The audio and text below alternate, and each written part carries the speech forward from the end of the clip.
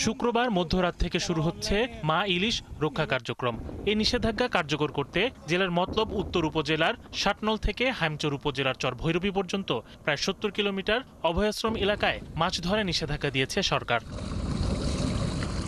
২২ দিনের এই কর্মসূচি বাস্তবায়নে ইলিশ অভয়াশ্রমে ইলিশ সহ সব ধরনের মৎস্য আহরণ নিষিদ্ধ থাকবে। একই সাথে নিষিদ্ধ করা হয়েছে ইলিশ পরিবহন, ক্রয় বিক্রয়, বাজারজাত ও মজুত। কর্মসূচি সফল করতে চাঁদপুরে নিবন্ধিত ৪৫,৬১৫ জন কর্মহীন জেলেদের জন্য দেওয়া হচ্ছে খাদ্য সহায়তা।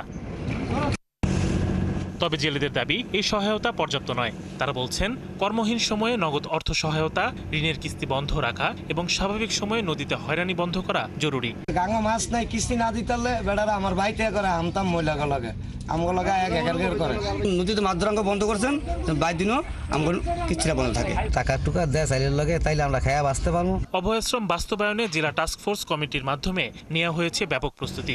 জেলে পল্লীতে করা হয়েছে প্রচার প্রচারণা ও মত বিনিময় সভা। এছাড়া অভিযানের সময় কঠোর নজরদারিও থাকবে বলছেন জেলা মৎস্য কর্মকর্তা।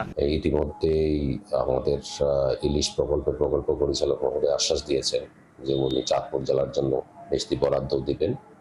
তো জেলার গুরুত্বপূর্ণ যে স্থানগুলো আছে আর কি, সেখানে আমরা নিয়মিত টহল জোরদার করতে পারবো। কোথাও থেকে যেন ইলিশ আহরণ, পরিবহন, সংরক্ষণ ও বিপণন করা না যায় সেই বিষয়ে নজর রাখবে জেলা ও উপজেলা টাস্কফোর্স। এতে অংশ নেবে জেলা প্রশাসন, জেলা পুলিশ, নৌপুলিশ, নৌবাহিনী, কোস্টগার্ড ও জেলা মৎস্য বিভাগ।